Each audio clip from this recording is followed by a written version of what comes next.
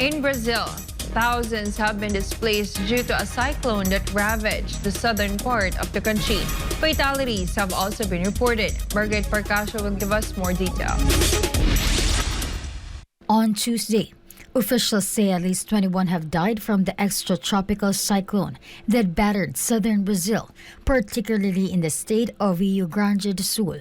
Among those who died included a man killed by an electrical shock in the town of Passo Fundo, and a couple whose car was swept away by a river as they tried to cross a bridge in the town of Ibirayaras.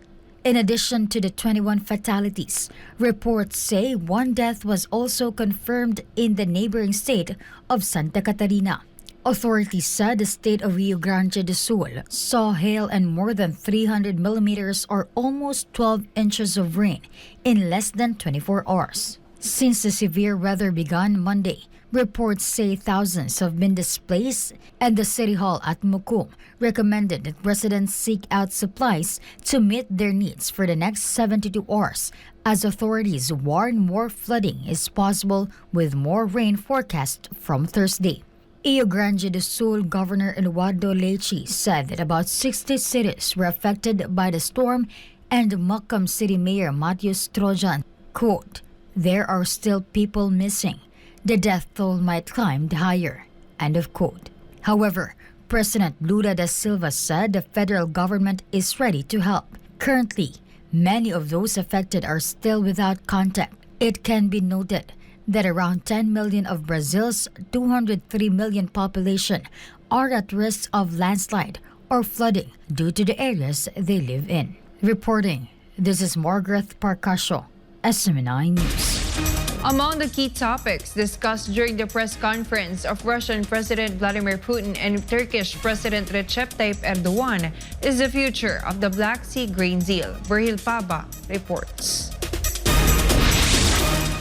Russian President Vladimir Putin claimed that the West deceived Moscow about the humanitarian goals of the Black Sea Initiative during a joint press conference with Turkish leader Recep Tayyip Erdogan following talks in Sochi earlier this week. The Black Sea grain deal was signed in Istanbul in July 2022 between the representatives of Turkey, Russia, Ukraine, and the United Nations.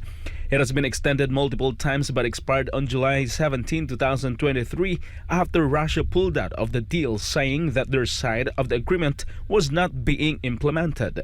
Ukrainian President Volodymyr Zelensky earlier stated that Kiev was determined to continue the work of the Black Sea Grain Initiative or its counterpart in a tripartite format including Ukraine, the UN, and Turkey. He claimed that the deal had ensured the exports of up to 33 million tons of agricultural produce to 45 countries of the world, with 60% shift to countries in Africa and Asia. But during the press conference with Erdogan, Putin revealed that most of it went to wealthy nations and only a few were delivered to countries that needed it most. Putin stressed that 32.8 million tons of cargo were exported from Ukraine and more than 70% went to wealthy countries, mostly in the European Union, while only 3% or less than 1 million tons of the cargo went to countries that need food assistance. Putin also pointed out that Russia would be ready to consider the possibility of resuming the grain deal if all the agreements to lift restrictions on exports of Russian agricultural products will be implemented. Turkish President Recep Tayyip Erdogan, for his part, hopes that the deal would be revived one way or another. He revealed that a package of consultations with the UN was in the works. Erdogan also said, quote, "The alternative proposals placed on the agendas did not meet expectations in terms of security and other aspects. Our Russian friends have made clear their expectations in this regard, and we emphasized these expectations at different platforms." To recall, the Foreign Ministry of Russia said that the blatant sabotage of the Black Sea grain deal defeats the purpose of continuing it, which did not live up to its humanitarian rationale, while Kremlin spokesperson Dmitry Peskov said that it could return as soon as the Russian part is implemented. The uncertainty of the future of the grain deal puts the rest of the world on edge. And to recall, last Sunday, which is days before the talks between Putin and Erdogan took place, Russia launched a barrage of drone attacks at a port located in Odessa region, and this port is being used by Ukraine to export grain. Ukraine's Air Force said they shot down 22 out of the 25 drones destined for the Danube River port infrastructure, the country's main route for shipping grain after the deal broke down in July. Reporting, this has been Virgil Parba, SMNI News. Thailand's new government officially took office this week, which ended months of political deadlock that limited the government's power to implement economic reforms. Chatmongkon Pisamay Goson reports. Seta Tawisin led the 34 members of his cabinet to take their oaths of office in front of the King of Thailand after he was declared the country's 30th Prime Minister on August 22. The parliament named Seta as the country's new premier after weeks of delay due to disagreements over the formation of a coalition. Thailand was embroiled in months of political deadlock after election winner and Move Forward Party leader Pitha Limjaroenrat faced setbacks in being elected as the country's prime minister. Pitha pledged to amend the constitution and implement changes, particularly in Thailand's decades-old less major state law, once he is officially elected as prime minister.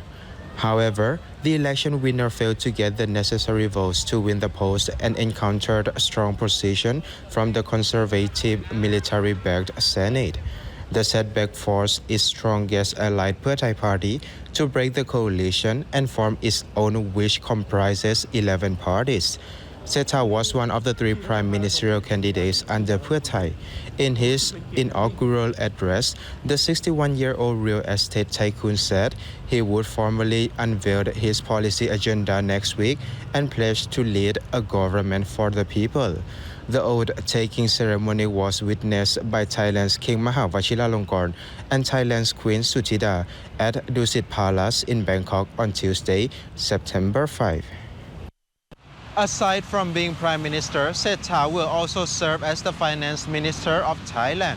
Meanwhile, Pheu Thai will hold the key posts of Foreign, Defense, Commerce, Transport, and Health Ministries. รายงานจากราชบุรี นายชัดมงคล พิสมัยโกศล SMNS ประเทศไทย สวัสดีครับ